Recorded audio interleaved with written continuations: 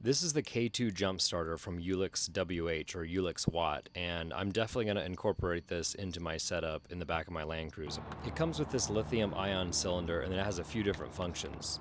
This part here acts as an air compressor so you can inflate your tires, and it has a couple different connections whether you need to do a bike tire or, in my case, an actual tire.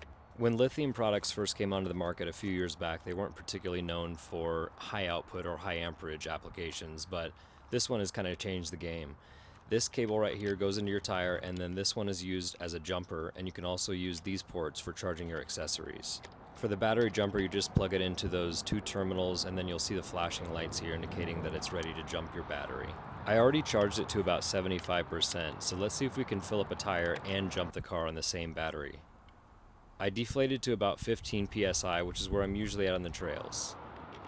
It's really simple. You just attach the air compressor component and then turn it on and it starts inflating. I set a timer to see how long it would take to fill up a 33-inch tire from 15 psi to 37, which is where I usually run on the road. While we're deflating the tire, I'm going to turn my lights on, turn the heat on full blast to try and drain my battery so we can jump it. The only issue that presented itself is the air compressor turned off at around 24, 25 psi, I think, and I think it just got hot and there's some sort of thermal overload protection. But after turning it off and then turning it right back on, it worked immediately. It took a lot longer than I expected to go from 15 to 37, around 22 minutes, but again, this is just kind of a last-ditch effort if your air compressor breaks and your battery is dead.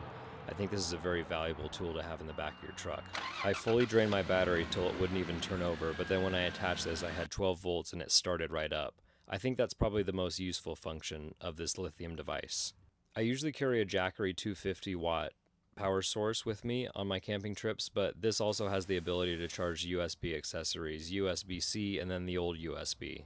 I think you get a lot of bang for your buck, and especially for the size of this thing, it's super small and compact and fits in this little case. I definitely would recommend keeping this in the back of your truck and having it for emergency situations.